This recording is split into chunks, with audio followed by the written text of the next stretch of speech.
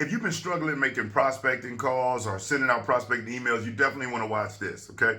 I remember back when I first started, I hated making prospecting calls. As a matter of fact, I would look for every reason I could to avoid speaking with a customer. I mean, my dealership would say, make $25 a day, $25 a day, $25 a day.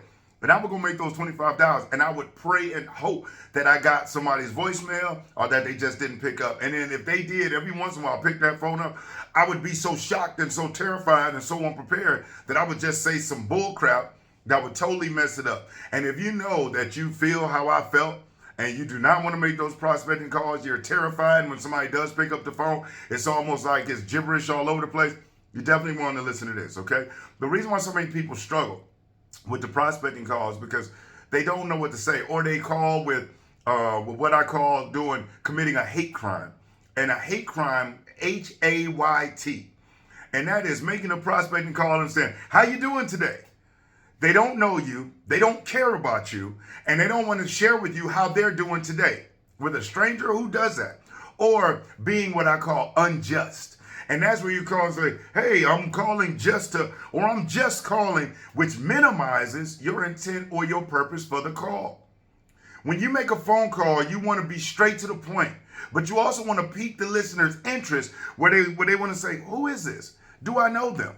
And they're on the call longer. That's the whole purpose. We want to keep them on the phone call long enough to set an appointment, set a meeting, or figure out a next step.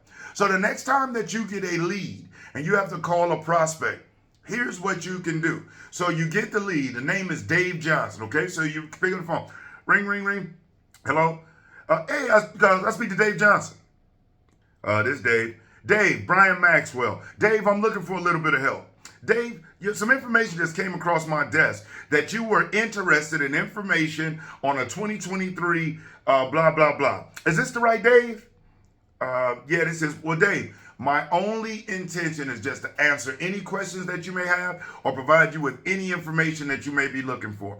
So, Dave, what questions do you have that you would like answered about the 2023 blah, blah, blah, blah, blah?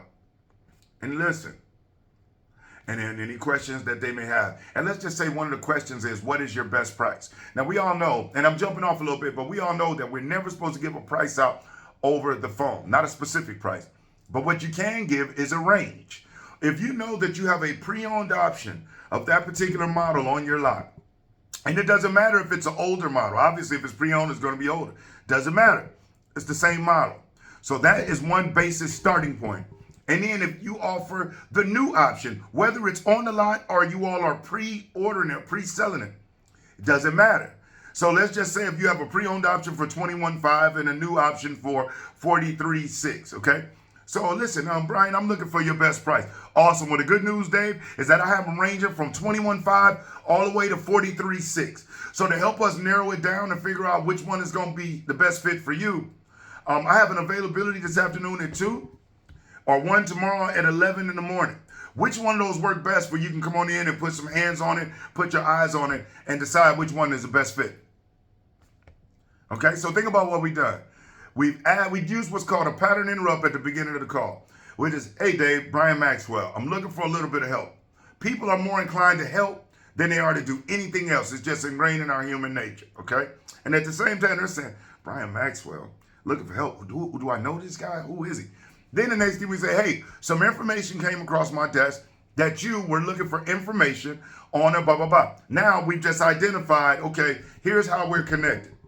And the reason for my call is to answer any questions that you may have or provide any information that you may be looking for. So, Dave, what questions do you have for me about the blah, blah, blah? After they get done with that, what additional information are you looking for? Blah, blah, blah. And they might share it with you, da, da, da. Then they might get into the price, and even if they don't get into ask you about the price, which most people do, but even if they don't, listen, Dave, most of our customers like to put their hands on it, put their eyes on it, and I have an availability this afternoon at 2. I want tomorrow at 11. Which one of those work best for you? Now, if the customer decides on one of those two, awesome. But let's say neither one of those work. They'll give you an alternative option. The reason why it's better for you to set times because you're a specialist, you're an expert. Everybody wants to deal with an expert. Nobody wants to deal with a novice. And if you say, yeah, you can come in anytime you want, any day of the week, whenever, what type of urgency does that create? And two of the things that generate activity is scarcity and urgency. So you create urgency by giving them time slots. And guess what? You should be busy. You don't have all day. Okay, and like I said, if one of those don't work, they'll give you the alternate one. And now, here's the biggest thing. I've seen people make great phone calls, answer the questions, but then are weak on closing it down. Okay, well, yeah, man, listen, come on in whenever you feel like it, I'm here. So listen, after we said they choose whatever time of day, listen, Dave, other than a natural disaster, are you confident that you'll make our appointment at 2 on Thursday? Other than a natural disaster, are you confident? Yeah, I'm confident. It's much better than, hey, listen, is there any reason that you won't make it? It forces them to say no. When you say, are you confident? Other than a natural disaster, you'll make our appointment, gets them to say yes. The more times you get your guests to say yes on the call, the more likely successful you'll be. The more times you get them saying no, the less likely successful you'll be. So ask them yes questions. If you're going to use closed-in questions, make sure that the only logical response is yes. Okay? So when they say that, awesome. We'll do this. Write this down.